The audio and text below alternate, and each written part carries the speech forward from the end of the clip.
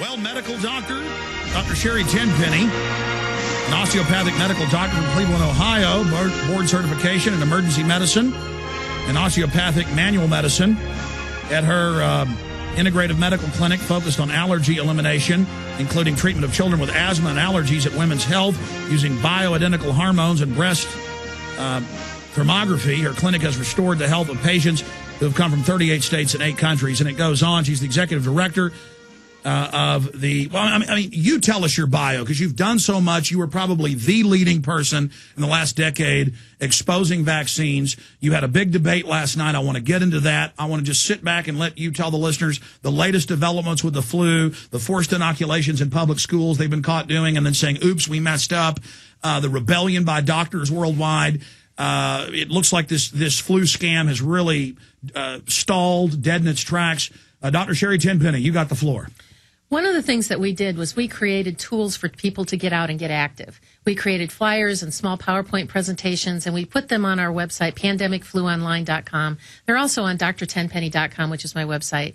And we've done just an amazing amount of things to get people active. And I think that there's more people that are asking questions and are being part of what's happening right now than ever before. I mean, 10 years ago when we started talking about all these things that had to do with vaccines, there was barely a voice. There was hardly anybody listening.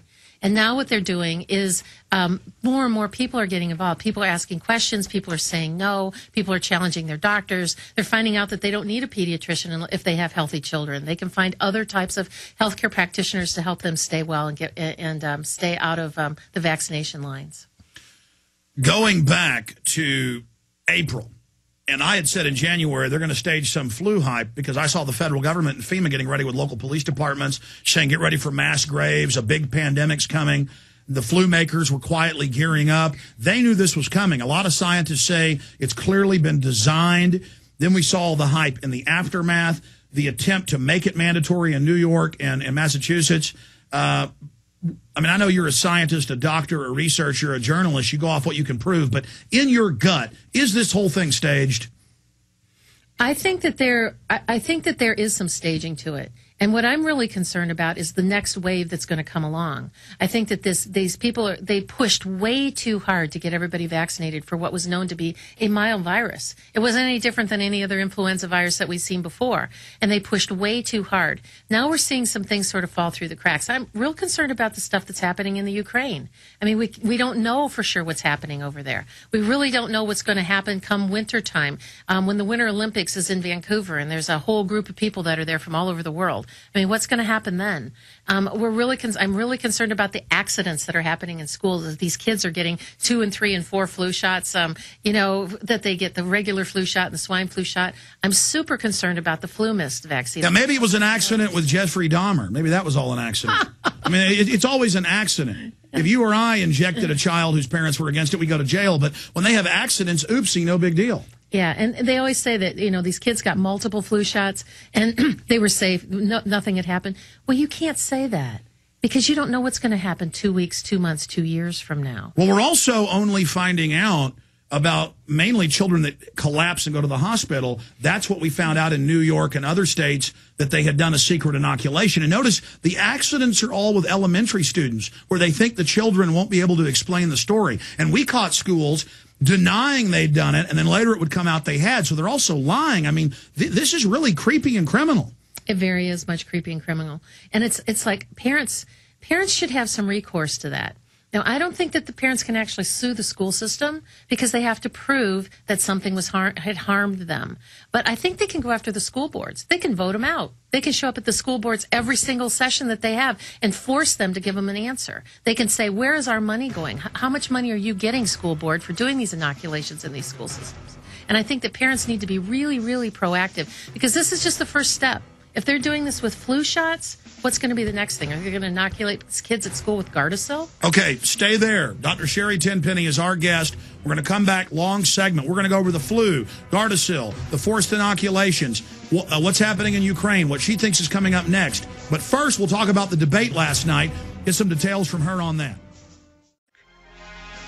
Well, the leading fighter against the military-industrial complex, big pharma push to force Gardasil, hepatitis shots, flu shots filled with mercury on our children is here. She's been debating the health department at the University of Texas at Austin. She is here in studio with us. Your calls are coming up at the bottom of the hour at 1-800-259-9231. Okay, Doc, addressing folks out there in TV land and in radio land, you've got the floor.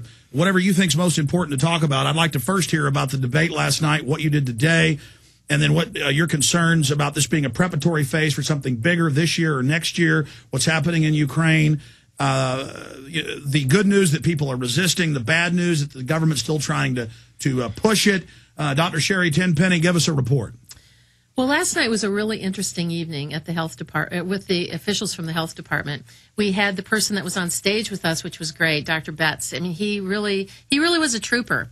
I mean, he actually had said to us before we started the talk, we went up and introduced ourselves and said, thank you for coming, and we really like to have you. You know, we're really glad that you're willing to do this. And he said, well, nobody else really wanted to do it. And I said, well, why is that? He says, here's your opportunity. Here's your floor in terms of your opportunity to tell your whole side of the story. And he said, well, we've done things like this before and they haven't gone well. And I think it really did go well. I think that we had a very respectful audience. I think that we had an opportunity to have questions ahead of time that we had answered. Some of the questions were things like, do we really think that the H1N1 vaccine was really going to be the cause of the pandemic? And one of the things that I said was, well, I think that the flu mist has a risk because that's a live virus vaccine that's being going up everybody's nose, and that you can shed that virus for up to 21 days. But that I have personally a bigger concern about Tamiflu, and that I think that Tamiflu, and even in the scientific literature, it talks about 16% of the viruses each year become resistant to Tamiflu. So if we start creating very resistant mutant viruses, and those mutant viruses get out into the environment and they're resistant, and they start to do this thing called reassortment and come together and create an even bigger vaccine, a bigger virus that is going to be even more of a problem. And they sort of agreed with that. One of the questions that got asked to me was, is there any evidence in the medical literature that vaccines have caused harm and problems? And I was really glad that came to me because, you know, I spend most of my life researching the problems with vaccines, and I know that I've personally done more than 350 articles that have pulled looking at all the different problems with all of the different vaccines, particularly hepatitis B, the things with the flu shot, things with all the different vaccines that can cause problems. And they can cause problems by about 5 or 6 different mechanisms of action. So I think that there were 4 other health department officials that were there last night. They were sitting in the audience. And you could tell by the looks on their face and sort of their body language that they weren't in much agreement when Dawn Richardson from Prove and I were doing sort of a back and forth. But they couldn't deny the fact that there was another whole side of this story. They couldn't deny the fact that we were telling them what the science and the research was. They darted and danced around a lot of the issues sometimes when people were asking them about mandates. They never did give really straight answers. And I think that Texas, at least from what they said last night, and I'm really glad that Alex, that people were there filming this, because they were saying in quite strong language that we're not going to see mandates in Texas. Flu shots will not be mandated in Texas. And I think that if there becomes a problem down the road with this flu shot shortage, and if they think it gets worse over the winter, and they start pulling this stuff about mandates, I hope that now you've got recording on footage that you can go back and challenge them on that, to saying that you are backing out on your word. Just to jump in briefly, the problem is, as you know, they do this color of law. They tell parents, it's mandatory your children take the flu shot. They've been announcing all children must take it all over the country.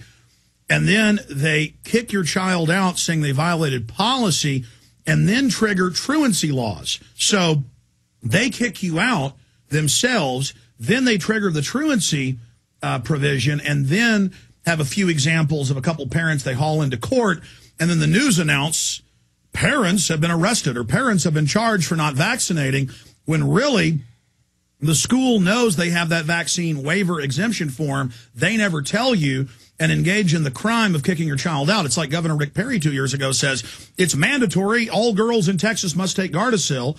Then federal vaccine liability protection kicks in. Merck knows in their own trials it killed and maimed people. Now, nationwide, they announce all girls must take it. But really, he just said it's a recommended through the health department that it be listed on the group that they say it's school policy you take. So they dance around this because with people that are ignorant, they come in and lie and say you must take these shots.